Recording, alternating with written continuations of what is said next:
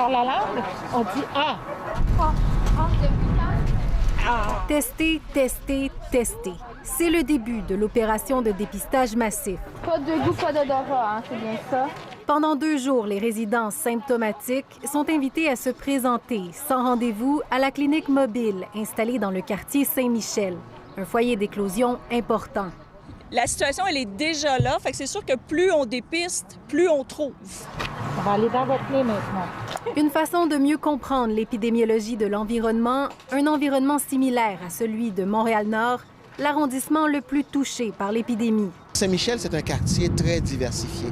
Donc, on parle d'une population autour de 55 000 personnes à peu près, donc beaucoup moins que Montréal-Nord. Mais quand on regarde en termes de proportion, nous sommes beaucoup plus atteints. Clairement, nous sommes très préoccupés parce qu'on a beaucoup de personnes âgées.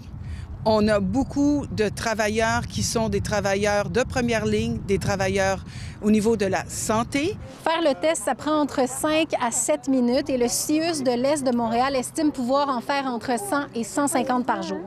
C'est bien, madame. Si ici on utilise les tests avec écouvillon, Québec, comme d'autres provinces, comptait aussi miser éventuellement sur les tests rapides de salive que développe l'entreprise ontarienne Spartan. Mais voilà que Santé Canada restreint l'utilisation de ce test uniquement à la recherche. It was in the real life setting, in the clinical setting, where it didn't perform well.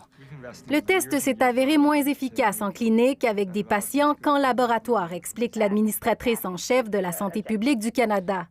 It actually doesn't impact it. Ce qui ne devrait toutefois pas avoir d'impact sur la capacité de dépistage des provinces, ajoute-t-elle. Vendredi encore, le docteur Arruda jouait de prudence. Ils font partie de nos plans, eux comme d'autres, mais actuellement, ce qu'on va faire actuellement utiliser, c'est pas ça du tout, là. Quand on parle d'augmenter à 14 000 pour vendredi prochain, on est sur la même méthodologie. Reste que plusieurs provinces, notamment l'Alberta, l'Ontario et le Québec, avaient déjà commandé des millions de tests pour des millions de dollars à cette entreprise. Ici Jacques Audrey-Charbonneau, Radio-Canada, Montréal.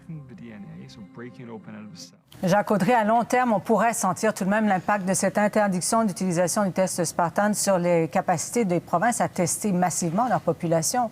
Oui, évidemment, on n'a pas de boule de cristal, mais les commandes, elles étaient quand même importantes. L'Ontario, par exemple, s'attendait à recevoir près d'1 million de tests pour une somme de 70 millions de dollars. Le Québec en avait commandé 200 000. La commande, elle était conditionnelle à l'homologation de Santé Canada, mais elle devait être livrée à la fin mai. Donc oui, pas d'impact dans les prochaines semaines, mais dans les scénarios à long terme, évidemment, ce dossier-là va revenir, surtout parce que, Pascal, les experts le disent et le redisent, la clé d'un déconfinement réussi, c'est la capacité accrue de dépistage. Oui, merci beaucoup, Jacques Audrey. Au revoir.